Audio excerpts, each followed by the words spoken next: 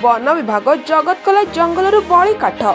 नुआपड़ा जिला बाडेन वन विभाग रात्र पेट्रोलिंग करुवा समय शुभम अग्रवाल नामक एक युवक एक ट्रैक्टर पाटधारा सुरक्षित जंगल बड़ी काठ भर्ती कर ट्रैक्टर नेउथवा समय जामगाँ पाखरे वन विभाग ट्रैक्टर को धरिथिला।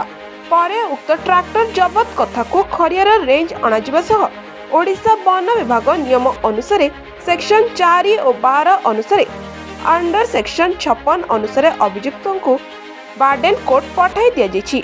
सेठारे तांकर बेल नामंजूर होइतवा सूचना मिलछि। उक्त चढ़ाऊ फॉरेस्टर खरगेश्वर माझी, घनश्याम सबर, सुदाम बाग, नरेश दंडसेना, पुरुषोत्तम नाग, वीरेंद्र माझी प्रमुख सामिल थिले।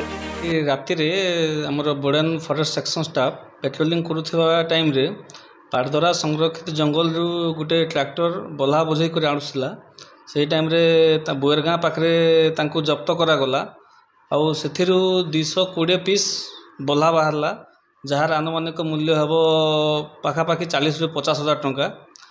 आउ सेठु जड़े मुख्य आसामी ताकू धरा है कि कोर्ट चालान कराई।